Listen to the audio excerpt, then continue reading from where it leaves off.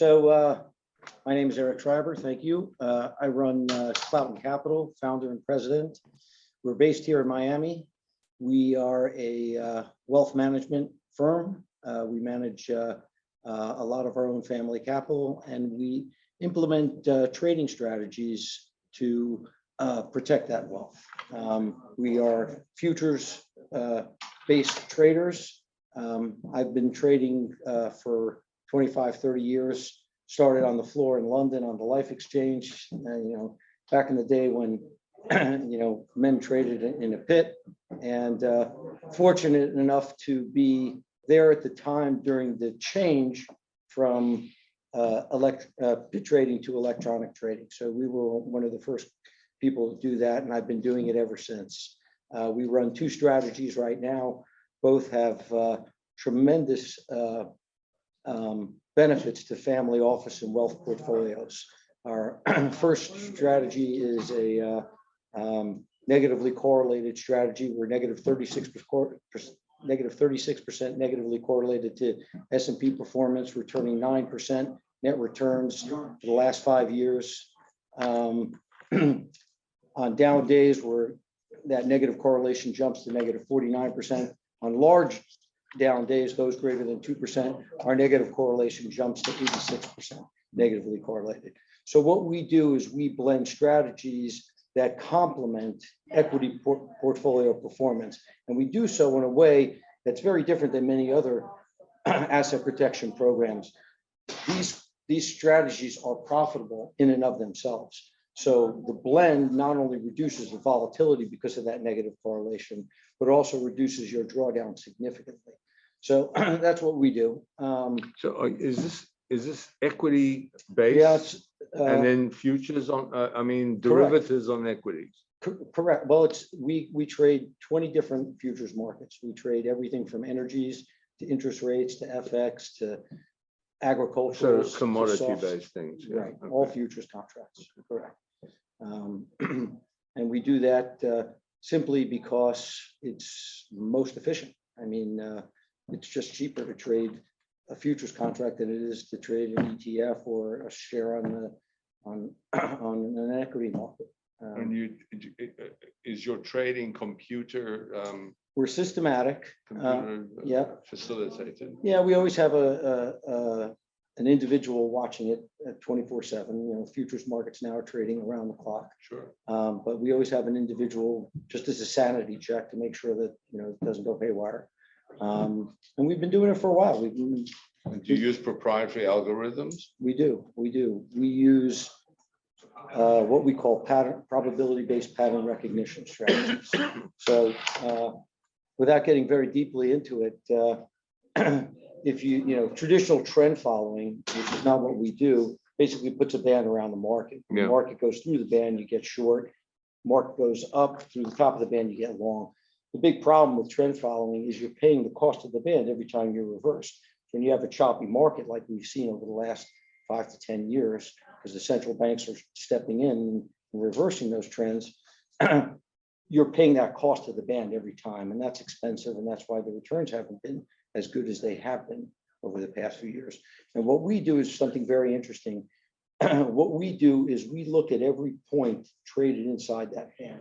And we're pure mathematicians. We basically look at that point. We've come up with a way of nomenclating each point, in other words, defining it. And that way we can look back at history and have literally millions of data points of every time we've seen that same setup, how the market's behaving, how we got to that point, all different metrics, and say, well, is the probability that it's going to break through the top of the band first or the bottom? And so we're card counters. We just play those odds. We're constantly flipping our position. And so when you do get a big trend move like we saw today or Thursday or Friday, we're in very quickly. We're in with large size, not on a risk basis, but in a position basis, so that when the breakout occurs, you're in there and you're in there quick. And that's why it's such a valuable wealth protection program, because you never know when those dramatic moves are going to come. So you have to be there. The question is, you want to be there without incurring the cost of being there. And so that's what we do, and we do it, I think, pretty well. So that's my background. I'm going to turn it over to the rest of the group here and let them introduce themselves. Russell? Thank you. Marty, thank you for inviting. Great to have you. Again, another good day, Yeah. another good event. We've been doing it for a few years together and glad to see some old friends and make some new friends. Absolutely. Just a little bit about myself. I'm Russell Deakin. I'm a former venture capitalist and a family office. And the reason why I put it in that basis is because most of my investments is in the private space. I'm a part of a family that historically we've done real estate investment. And then over 20 years ago, I became an investor in venture capital. Actually was a partner in Latin America's oldest venture capital firm. And then 8 years ago, just really started doing my own investments in venture capital. Sometimes it can be in funds, sometimes it can be in funds of funds, it can be in co-investments. Since the pandemic, I've sort of done 8 or 9 new investments in fund, about 20 co-investments. Those co-investments can be in verticals, life science, med tech, fintech. I've been quite active in blockchain, AI, deep tech. That can be on a fund basis, that can be investing in series C, series A and B, and that can be doing co-investments with other family offices or with fund managers. Okay, thank you. Did Adam introduce himself? Yep. Okay. I'm going to let Adam, turn the table over to Adam, let him tell us all Great. about himself. Yeah, hi everyone. I'm Adam Packer. I am a partner and chief investment officer at SineCera Capital.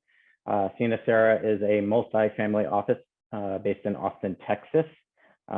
We have a wide range of families we work with, but our primary target clients are ultra high net worth families that typically have anywhere between 20 to 200 million in investable net worth, what we like to call the sub-family office. So families that may benefit from starting their own family office, but don't have the capital or capacity to do it themselves.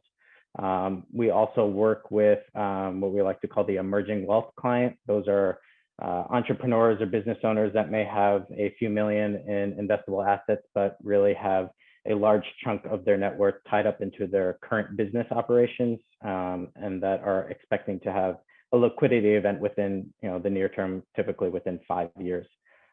Third set of clients that we work with are also single family offices, and we partner with them on a selective basis, both in terms of providing an additional layer of due diligence on the private market alternative investment side, but also to provide customized reporting. We use Adipar. For those of you who may be familiar with Adipar, we use Adipar as our backbone to provide customized reporting for all our families. Currently, we have 15 clients. We launched in relatively new company. We launched in June of 2019. So we're in year 3 of operations, but we've grown pretty substantially given that there was what we call the COVID pause last year. So it was very hard to grow a practice during that time, but we've been able to weather that pretty successfully. A little bit about my background. Before I joined SineCera in 2019, I was the manager of due diligence for Microventures, which is an equity crowdfunding platform also based in Austin. Microventures was one of the first equity crowdfunding platforms in the US and one of the first to actually do so with a broker-dealer license. Before that, I started my career in wealth management. I worked for an institutional consulting team at UBS Financial Services in Los Angeles. I was the investment analyst on that team, working with large pension plans and high net worth clients. That team was recruited to then join Morgan Stanley in 2014, I think it was, to be part of their Greystone consulting unit. So that's glad to be here. Marty, appreciate the invite. Thanks for making it. Okay, great. So Russell, tell me about some deals you've been doing. So I think one has to look at the following. The last couple of years, I've made a shift, and that shift has been more towards private deals. And the shift has also been more towards earlier stage deals. And the reason for that is the following, especially, so I look international. I have exposure in the US, I have exposure in Latin America, I have exposure in Europe, continent, UK. I do separate the two, not because I'm in favor of Brexit, but and I have You're exposure. talking to a man who's lived in London for 15 years. Yeah. And I have exposure in Israel. Was also in the process of actually, unfortunately, COVID hit, but was in the process of doing some investments in the Far East, but sort of put those on hold. So what I noticed, and I think everyone has their own experience, obviously, and from that you draw some conclusions. So although I'm a Brit, I'm a long lost Brit. I haven't lived in the UK for 30 years. I was basically educated in the US, but I started doing my own investments in Latin America, which is a very volatile market, right? There's opportunities for volatility.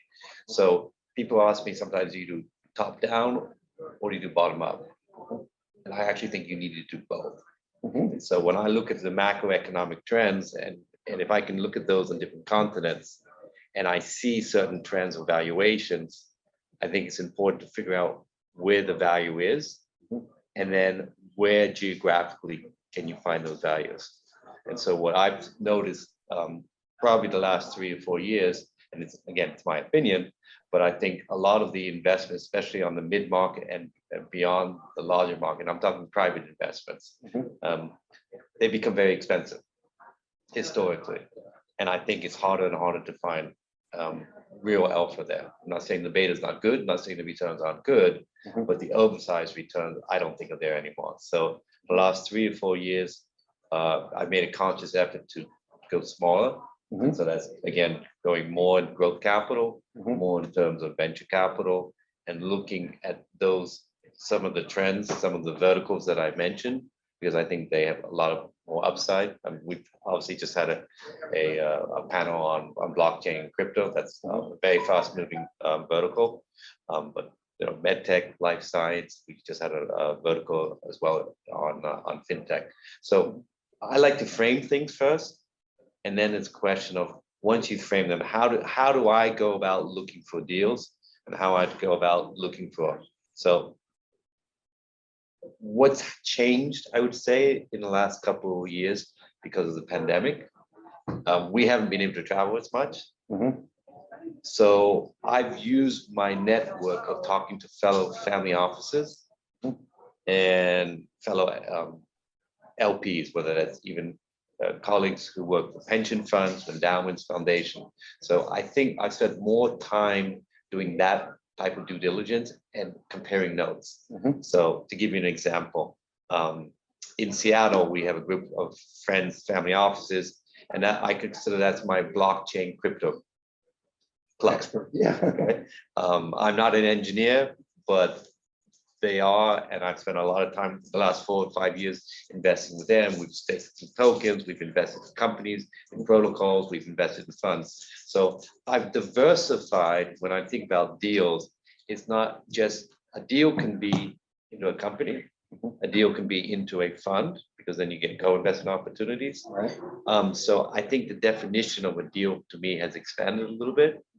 And also, I have certainly relied on that. So in San Francisco, I have what I call my venture capital club, because they look more at venture capital deals rather. And so maybe I separate, because it's a new vertical. Blockchain and crypto is a very fast moving vertical. And AI, for example, is also very fast moving. But when I think more traditional venture capital, let's say healthcare or medtech or life science, which generally the funds take longer, the deals take longer, the companies take longer to mature because they're a bit more complicated. So that's sort of my ecosystem in San Francisco. In New York, it's more my growth capital, private equity. And I think every area, every region has certain expertise. Right. I live in Miami. Miami has a very, I think, unique characteristic, and that is, I would say almost every company started in Miami automatically looks about international distribution from day one. I agree. Yeah. Because most of us who moved to Miami were not from Miami. Right. Most of us weren't born in the United States. So automatically we're looking at international because we come from an international background. So there's certain expertise that each ecosystem or city or region has and you got to take advantage of that. And I think the ability to look at those competitive advantages, not only skill set, but also price points. I'm a long lost Brit, so I invest in the UK. Investing in the UK is quite different than investing in Austin, Texas, or Miami. And so what I like to do is sort of try and put those dots together, see where the synergy is. And yes, there's international flows that can go with it, but so I look at investing in people. I think as the COVID made it more difficult to travel, I think I relied more what I would call informal due diligence, more of the softer issues. Are the people, or the companies, or even the fund manager, are they coachable? Because if you're not there physically, you need to have someone easy to work with. And you find a lot of those questions, those sort of the out in the hallway, off the record comments. Right. And I think I actually learned that skill in doing venture capital and living in Brazil for 11 years, because the legal system's gotten strong. So you really need to look at who you're dealing with, Right. and connecting the network on that basis. So I've evolved in looking at deals maybe 15, 20 years ago. I would say it was track record, strategy, team. And today I actually think the reverse. I've been doing 20 years, it's team or people, then the strategy, and then the track record. That's very interesting. I grew up in New York. I lived in London for a decade and a half. I came back and I said to myself, am I going to go to New York, or I'm going to come to someplace that's warm and the cost of living is low? So I understand that paradigm, but you're right, though. It is a very international city. You're in the south of. Yeah, I'm here in Miami, just a mile away. You touched upon something very interesting about the due diligence and the process of deal making, how you get your deals, how you evaluate them. And I'm going to turn it over to Adam now. Adam's an expert in that area. So Adam, why don't you tell us your expertise? Yeah, I think I definitely want to echo what was said in that we invest in people. And we don't invest in ideas or projects. In our due diligence process, 90% of it is the people behind the direct investment, or the people that are managing the fund, the asset managers. And so our due diligence process, I'm sure many people are familiar with the 4 Ps of due diligence. That's people, process, performance, and portfolio. So in addition to those, we also add purpose. We always say we're looking for purpose-driven investments. And what that really means is ultimately an investment is designed to generate income. The question is income when and income for what? But at the end of the day, that investment is going to be turned into income to fund either lifestyle, fund charitable, foundation and endowment, or to provide income for the next generation of the family office. And so for us, it's always important to ask the question, is this opportunity providing that income at the time it's needed? In terms of our due diligence process, as you alluded to, 80% of my job is to do due diligence on alternative and private market investments. We are a bit of a generalist. We cover anywhere from venture capital to core real estate, and that's really a client-specific decision of whether a client needs venture capital or they need real estate exposure.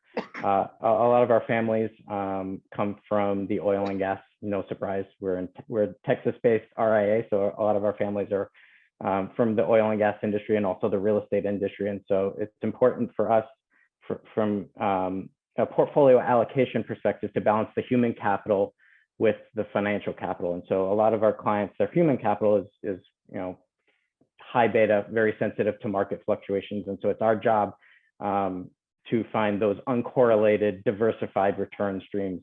And we do that in the alternative investment space, but we also do that on public market side. We manage on the public asset side a strategy based off of risk parity. So while we can't tout a negative correlation to equity markets, like you can, Eric, we have about a 0.5 correlation to equity markets by managing our public assets with a risk parity strategy. It's non-levered, 100% ETF based, so a little bit different than traditional risk parity managers that use futures or use leverage. But what that allows us to do, because we're less correlated to equity markets, is to pursue those more growth-oriented aspects and generate those what we call aspirational type returns via the alternative asset space. So in this day of COVID, I mean, how has your due diligence process changed when you can't go and visit people and, you know, kind of kick the tires? Yeah, fortunately, it's gotten back to normal. You know, last year, as I mentioned earlier, there's what we call the COVID pause in terms of deal flow, where, you know, we were also a young firm, and now that we're in year 3 of operations, I think our name's kind of getting out there, and we're getting a lot of more inbound calls from a lot of different sources that are raising capital. But during COVID, you know, a lot of what we relied upon was our internal network. We have the benefit of, because we're a multifamily office, each client has their own network, and you know, we're fortunate that our clients are very collaborative and like to share deal flow. But for reference, last year we analyzed roughly 100 deals for our families and recommended 5. And this year we're on pace to review about 150 deals, and still we're pretty highly selective. We've recommended about 1 or 2 a quarter so far this year. You know, and it's, being in Austin is great. You know, it's you're getting a lot of more in-person, you know, face-to-face meetings. You know, in terms of the underlying process, it still stays the same. You know, we're still evaluating people, whether it's on Zoom or face-to-face. But we've certainly seen a lot more of it this year, now that people are kind of coming out of that COVID pause. Interesting. So Russell, you hit something that's intrigued me. You said that you know, the middle market private equity deals are sort of not returning the kind of alpha that you've seen before, and you're shifting now towards smaller startups and what have you. So my question is basically twofold. 1, why is that? And number 2, by shifting down to smaller size companies, aren't you taking on more risk? And how are you mitigating that? Good questions. So there's a phenomenon that I've seen during the pandemic, and it's related to smaller funds having more difficulty fundraising.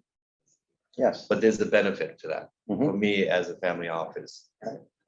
The industry, because I used to be a former venture capitalist, so I guess the fact that I was a venture capitalist, I'm comfortable with, it's a different type of analysis, with different risks, obviously. But what's happened in 4 of the last 6 funds, and it's a way for me to be more efficient, and I'll answer that second part, but in 4 of the last 6 funds that I invested in, these funds are smaller funds. They've taken longer to fundraise.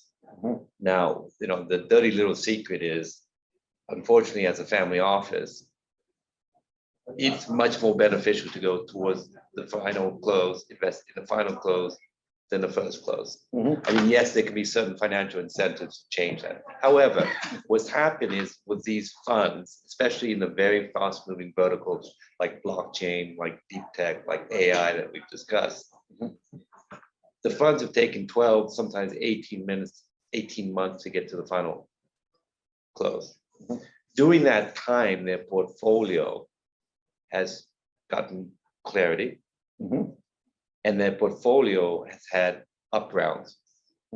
And to the extent when I was in London and I first started traveling again mid-June, and I learned what a dragon is. And I don't know if you know what a dragon is. Oh, only from preschool.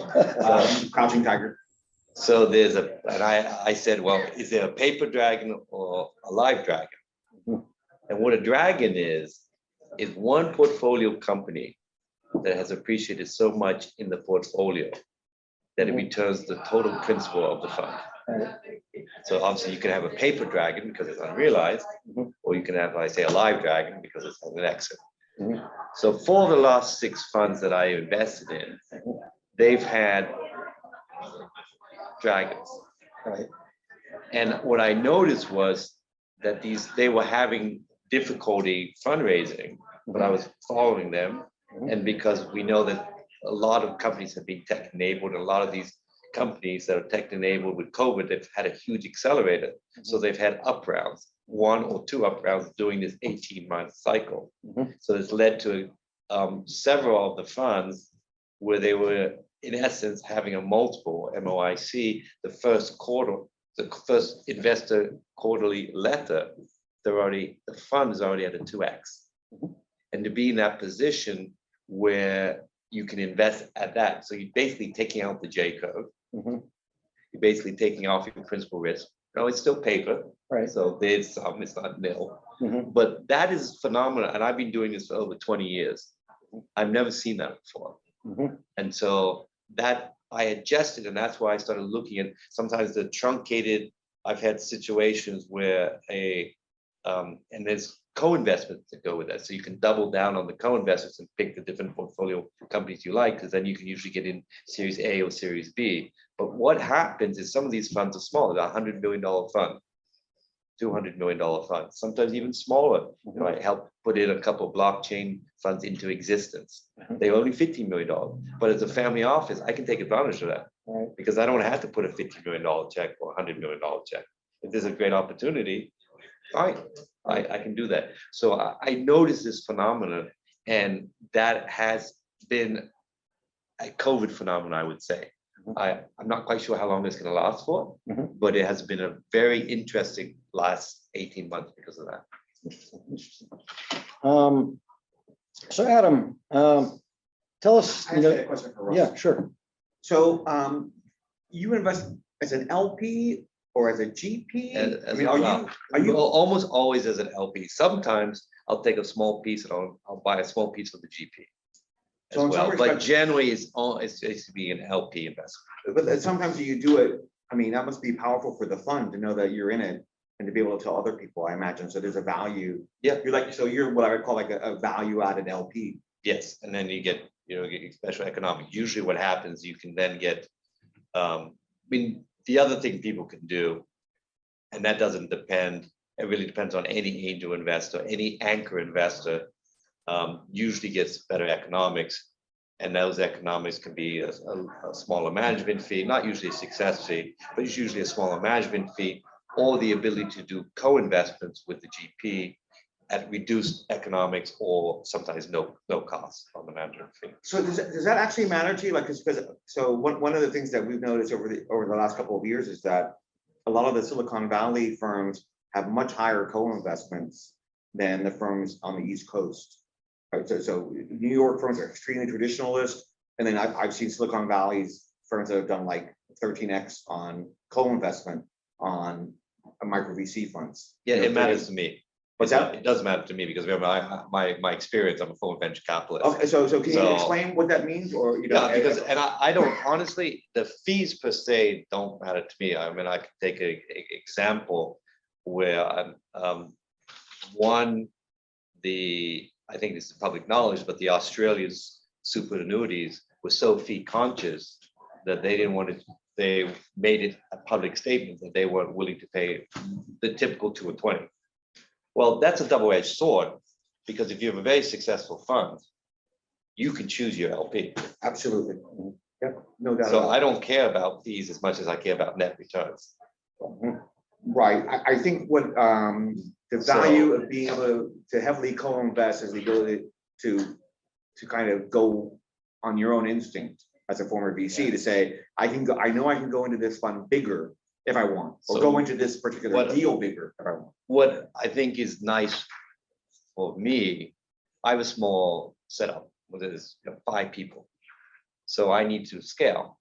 And how do I scale? I can use the resources.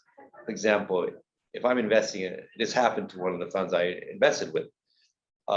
It was a life science fund, but there was a separate deal shown to me by family offices of a Series B. Now, I don't have a PhD. I'm not a doctor. But the fund manager said to me, and the problem with a lot of these deals are much quicker than they used to be. So what have I decided also, one of the things, rather than missing out on the deal, because one of the first jobs I ever had, I was a trader at Morgan Stanley.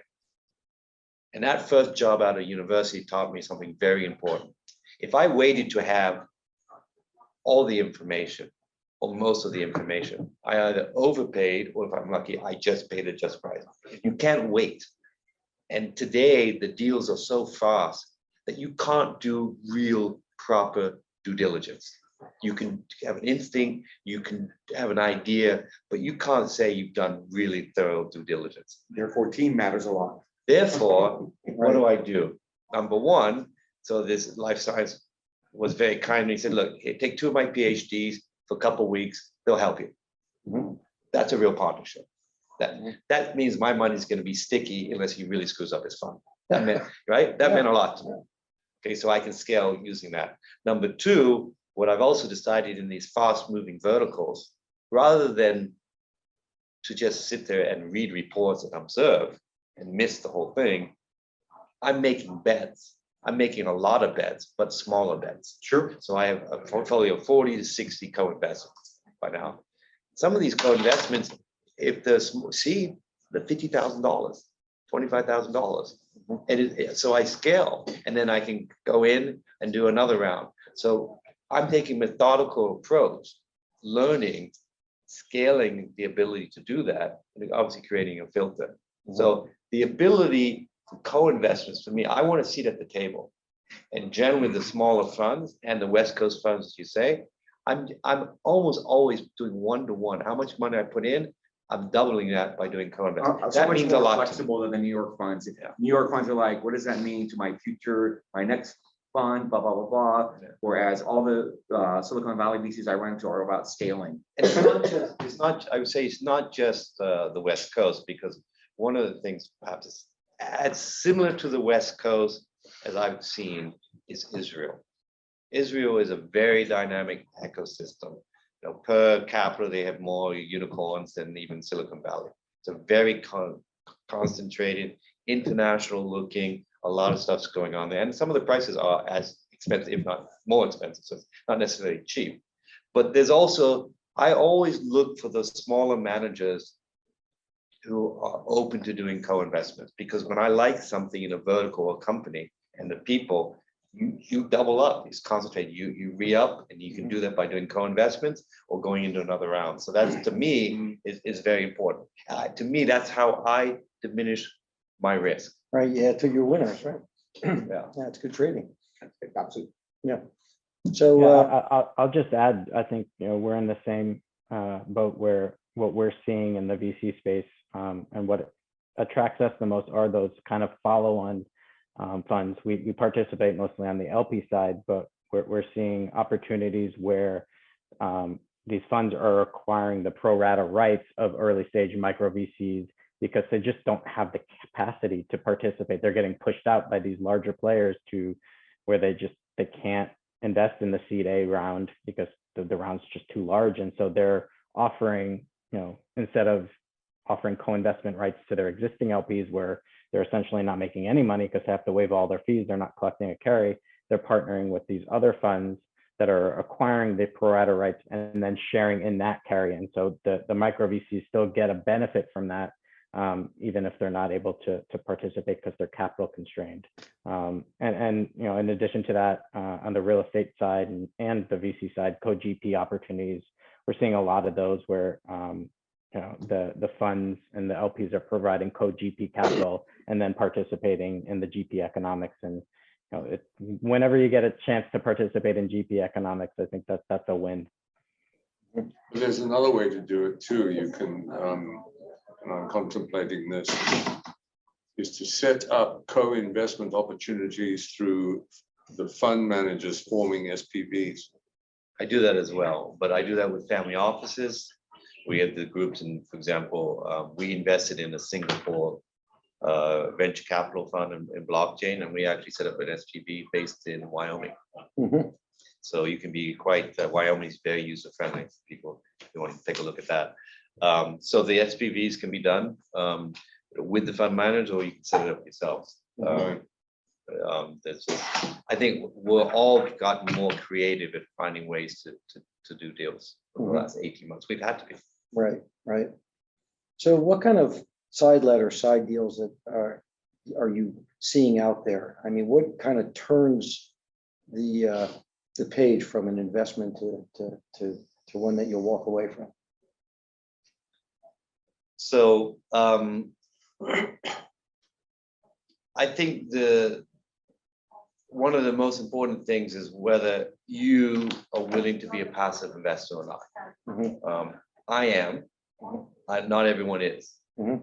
So if you're going to be a passive investor, if you don't have a majority share, you realize even as a family office, you may have a board seat. You're probably going to have to give that up. Depending on the size of the deal, you have to be comfortable with that. Not everyone is. But I just personally think, again, it's going back to the analysis of the people, and the people. Right. So I'd much rather get in a company or an investment or a deal where there's more upside on the growth capital, and knowing that I'm not going to be able to continue to be a majority investor going forward. I'm comfortable with that. It may also be because of my balance sheet, could be with my background. Not everyone is. So I think that's one thing. Do you want a majority or not? I've made the decision to invest in certain trends, certain verticals. We were very early investors in the internet. I think I'm seeing very similar trends in blockchain. Yeah. I've seen the film before. I'm not an engineer. I don't know how HTTP works, but we were fortunate enough. We kind of figured out early that this thing called the internet was like a platform, and people would put things on top of it. SaaS, right? And web navigator. And okay, I don't really have to understand it. I think in 5 years' time, we won't even distinguish between AI, big data, blockchain. It won't matter. There are so many opportunities on that. So those are the reasons why I've decided to do on those verticals rather. And it's a completely different type of analysis. Obviously, looking at an LBO, looking at cash flow, it's a very different type of analysis. I mean, it still can be profitable, where this is much more esoteric. It's much more soft issues, and there's more risk. And so and that's another reason why on that basis, I do many more, because if one blows up or two blows up, I'm okay. I'm not happy about it, but it's not going to blow up my whole portfolio. And I think that's methodical, the correct way to do it. And then you filter, you reinvest in with the winners, but you have to be willing, especially West Coast, East Coast term sheets are very different, very different. The East Coast looks about the downside protection, looks about prefers, and the West Coast is just much more thinking about the next unicorn. It's a very different mindset. I'm not saying you can't balance them both, but you get to a point where if you want to play in any ecosystem, which I'm not, unless I have the power of a very, very large investor, I'm probably not going to be leading term sheet. I'm not going to be able to change it. I don't have $1 billion that I can put down and say, I want to do it that way. So to me, it's much more important to spend, and I spend a lot of time, it's very nice traveling again, meeting with people again. I've been doing this 20 years. So I do know quite a few people. And it's those connections. And some of them, honestly, it's a bit of serendipity. I had a call from one fund manager in a week. He called me and said, Russell, I'm closing on a Monday. Do you want to come in this is on a Friday? And I said, I can do it, but why? And he then said, well, this was a digital fund. One of the investments with a 10% was up 10x. The other one was doing another term sheet 10x. And so he was up 2x on the whole portfolio. And that came from the networking, the people. If I obviously had insisted on being perhaps a little harder on the term sheet, or it was, do you want it or not? Yeah. And we are, if you're doing those type of faster moving deals, you have to be comfortable with that.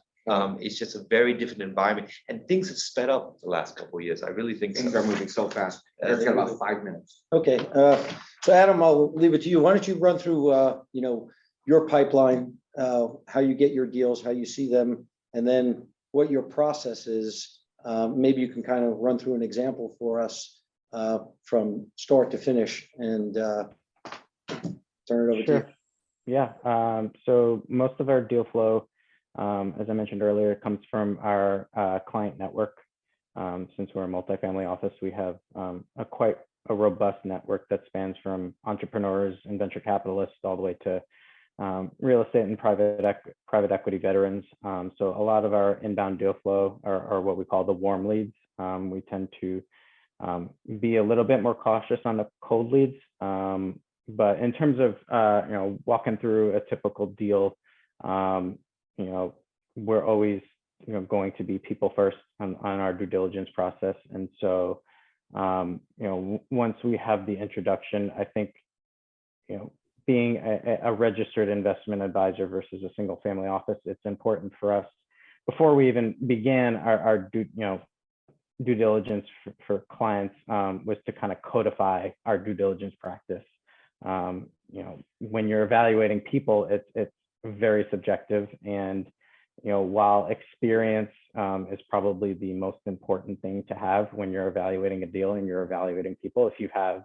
If you've been reviewing deals for decades, for 20 plus years, you kind of have a good gut feeling of what a good deal looks like and what a good manager is.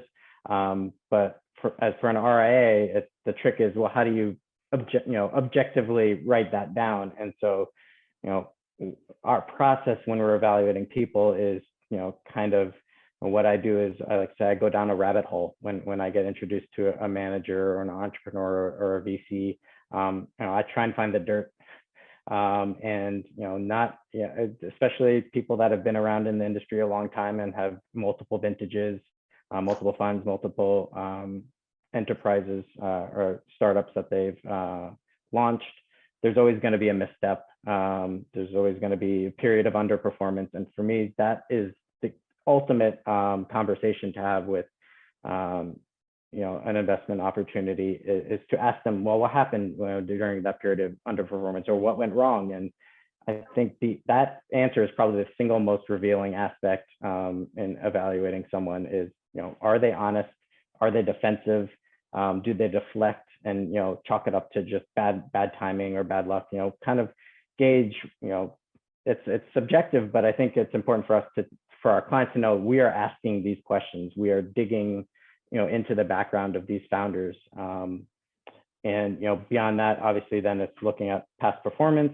Then past performance is evaluated on an absolute basis, on a relative basis to other funds in the same asset class, and also fees. Always net of fee performance is always going to be an important aspect, and that's looking beyond the 2 and 20. Really, it's looking into that PPM and looking at acquisition fees. Is there debt service fees? Is there specifically with respect to real estate, looking at all those, especially if you're a vertically integrated operator in real estate, you're always going to be collecting fees other than the management fee and the carried interest. And so, understanding what you're really paying to get into this opportunity, that's very important when you're evaluating performance. And then the last piece, which I talked about earlier, is purpose. It's what is this investment opportunity being used for? When is it going to be liquidated, and will it generate the income that the client needs to fund their goals and objectives, to fund current income, to fund aspirational growth for the next generation, to fund charitable contributions, to fund an endowment? At the end of the day, it's really that purpose is income. It's answering that income component. Terrific. Well, Adam, Russell, thank you very, very much. And of course, Marty,